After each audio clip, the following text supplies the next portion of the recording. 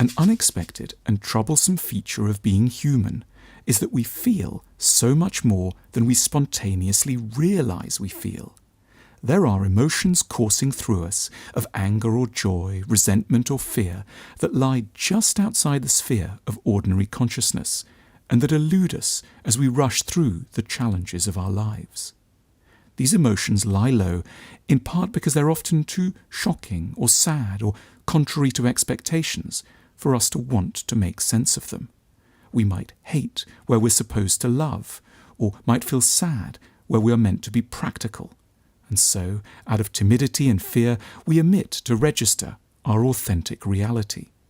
Or else our feelings get ignored because they enter our minds too fast and in too great a quantity for us to disentangle them in the limited time we devote to self-understanding. And yet, unless the full panoply of our emotions is regularly identified and adequately felt, we are likely to fall prey to a range of psychological ills: anxiety, paranoia, depression, and worse. Mental unwellness is born out of an accumulation of unfelt feelings. We must do ourselves the favour of regularly, ideally once a day, carving out periods in which to get more deeply acquainted with our true emotions. We must continually ask ourselves a simple-sounding but grand and deep question: what am I feeling now?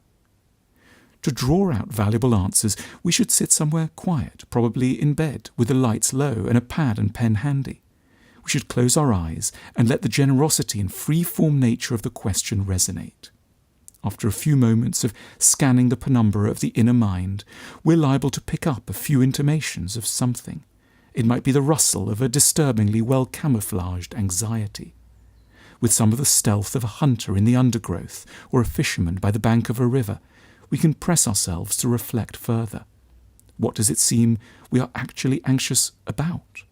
It may require a good deal more reverie and inner inquiry before we very gradually feel a recognizable notion emerging, like a landscape subtly appearing at the slow break of a summer day. We may need to decode apparently minute moments of aggression, meanness, confusion, or grief that have impacted on us without us properly noticing. Or we might, as we examine ourselves, detect traces of ancient traumas that seem to be still active in distant valleys. Someone is crying, someone is very worried. A small person, who might be us, needs our help quite badly.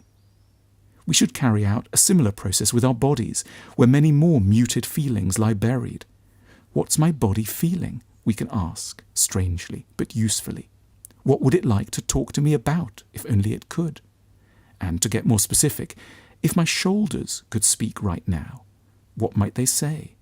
And my chest, what would it say? And my arms, my hands, my legs, my feet? Our limbs might want to curl into a ball and long for reassurance, or else hit an opponent, or elongate themselves defiantly and boldly. Or they might remember an old frustrated wish to be held tightly on a comforting chest.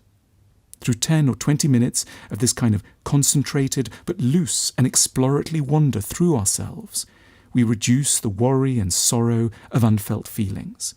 We become sad where we were previously melancholy, angry where we were irritable, and compassionate where we were anxious. And the result is a newfound peace of mind and lightness of the soul. We seem to have so much time for everything, except for what can save us.